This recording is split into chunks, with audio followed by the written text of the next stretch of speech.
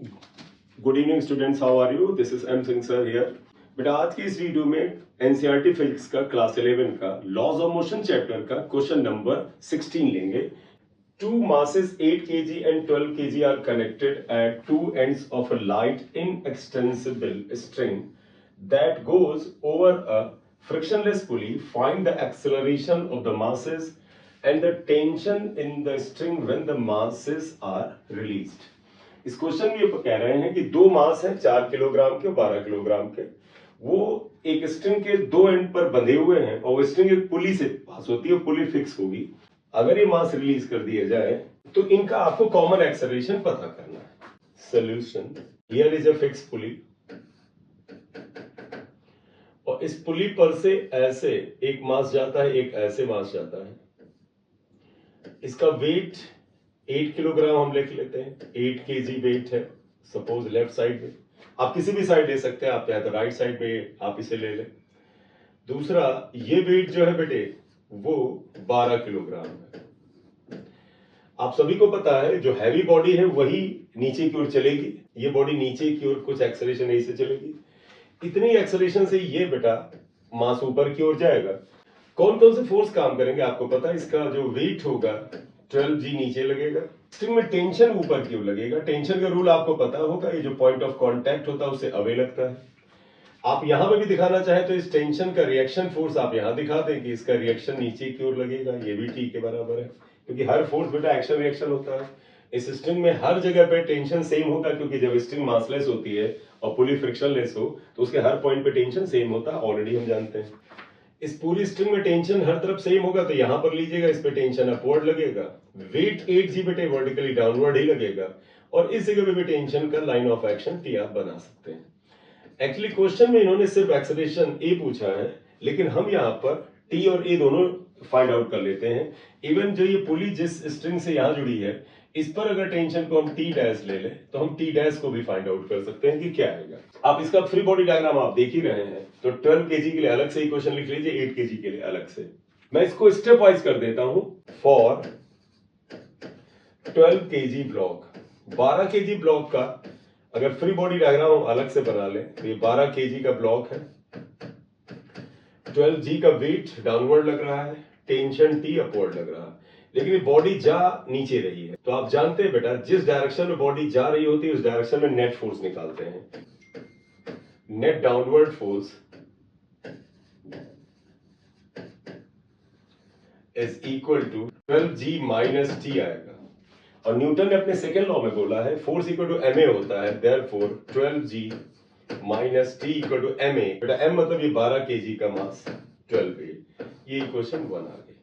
अब हम ऐसा करते हैं 8 केजी का फ्री बॉडी डायग्राम बना लेते हैं। फॉर 8 किलोग्राम बॉडी, आप 8 केजी बॉडी को ध्यान से देखें तो ये 8 केजी ब्लॉक है, इसका वेट 8G नीचे है, टेंशन T ऊपर है, but 8 KG block is moving upward, तो एक्सेलरेशन इज अपवर्ड्स। तो आप बताइएगा जिस डायरेक्शन में एक्सेलरेशन होगा उसी डायरेक्शन में बॉडी मूव कर रही होगी, तो नेट अपवर्ड फोर्स हम यहां पर फाइंड आउट करेंगे। Net upward force how much is this बेटा, आप देखें T minus 8G, T minus 8G आ गया। न्यूटन ने बताया है कि जो नेट फोर्स होता है वो ma के बराबर होता है according to the second law, therefore T minus 8G equal to ma, m मतलब a, 8 आएगा। ये दो इक्वेशन आ गई बेटा, equation number 1 and equation number 2।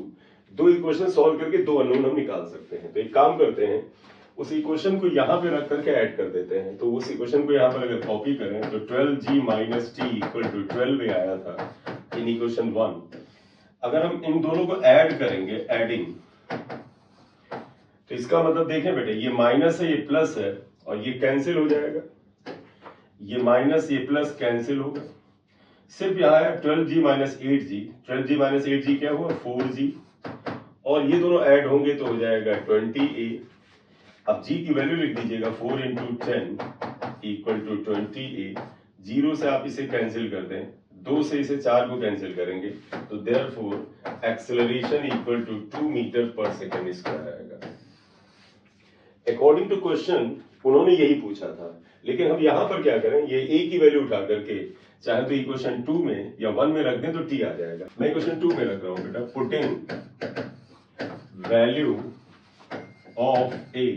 Putting value of A in equation 2।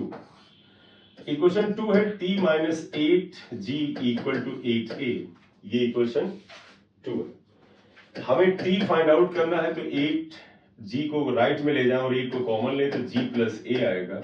8 into g को 10 रखें, 8 वॉज 2 तो 12 ये हो गया बेटा 96 Newton. Tension in string 96 Newton आएगा। एक्सेलरेशन विल बी 2 मीटर पर सेकेंड स्क्वायर। हम लोगों ने ये भी तय किया था कि ये जो आपका टेंशन है टी डैश, ये भी फाइंड आउट कर लेते हैं। तो आप इसे नोट कर लें, थोड़ा सा स्पेस बना लें उधर, फिर वहां पे इसे करते हैं। हम सिर्फ इतना डायग्राम चाहते हैं क्योंकि बेटा अब हमें चाहिए टी डैश। तो इस डायग्राम को एक बार खुद फिर से बनाएंगे तो शायद कॉन्फिडेंस ज्यादा बिल्डअप होगा, इसलिए मैं इसको फिर से बना देता हूं। फॉर पुली, ये जो पुली है बेटा हम इसकी अब बातचीत करेंगे। पुली ये मासलेस है। आप खुद ही देखिए, इस पुली पर नीचे की तरफ फोर्स टी है और नीचे की तरफ ये फोर्स टी है, यानी 2t है। और ऊपर का फोर्स तनाव तो होगा बेटा, जिस भी रॉड में तनाव तो होगा, टी डैश है या अननोन है। एक तो ये पुली रुकी हुई है बेटा यहाँ पर, या आप मान लें इसका मास 0 है। दोनों स्थिति में नेट अपवर्ड फोर्स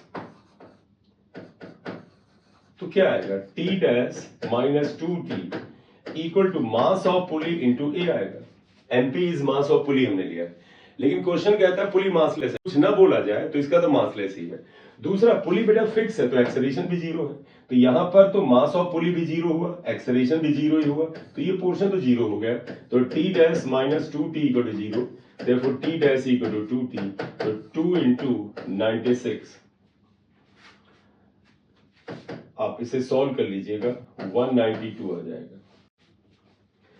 तो tension in rod is T dash is 192 Newton. तो ये एक सिंपल सा एक सवाल है, ये बड़ा पॉपुलर केस भी है, सभी बच्चों को बड़े आसानी से समझ में भी आ जाता है कि आप दोनों बॉडी का फ्री बॉडी डायग्राम बनाएं और उसमें जिस डायरेक्शन में बॉडी मूव करे उस डायरेक्शन में नेट फोर्स पता करें और नेट फोर्स को ma के बराबर कर दें न्यूटन के लॉ से। आपको दो इक्वेशन बन जाएंगी तो दो अननोन आ ही जाएंगे, फिर पुली के फ्री बॉडी डायग्राम से इसको निकाल सकते हैं। तो इस वीडियो में क्वेश्चन नंबर 16 को हम लोगों ने डिस्कस किया है। नेक्स्ट वीडियो में क्वेश्चन नंबर 17 को डिस्कस करेंगे। तो आप इस चैनल पे अगर नए हैं तो काइंडली से सब्सक्राइब कर लीजिएगा, लाइक कर दीजिएगा। Thank you very much. हो सके तो अपने फ्रेंड सर्कल में से शेयर भी करिए, क्योंकि इस चैनल पर एनसीईआरटी फिजिक्स के सारे क्वेश्चन मैं धीरे धीरे सॉल्व करके अपलोड करूंगा और फ्यूचर में फिर एनसीईआरटी का जो लेक्चर है वो भी ऐड करके इसमें डालूंगा। अभी वो लेक्चर नहीं डाल रहा हूँ, थोड़े दिन बाद डालूंगा, तो चैनल को आप सब्सक्राइब करके रख सकते हैं। Thank you very much. Thank you.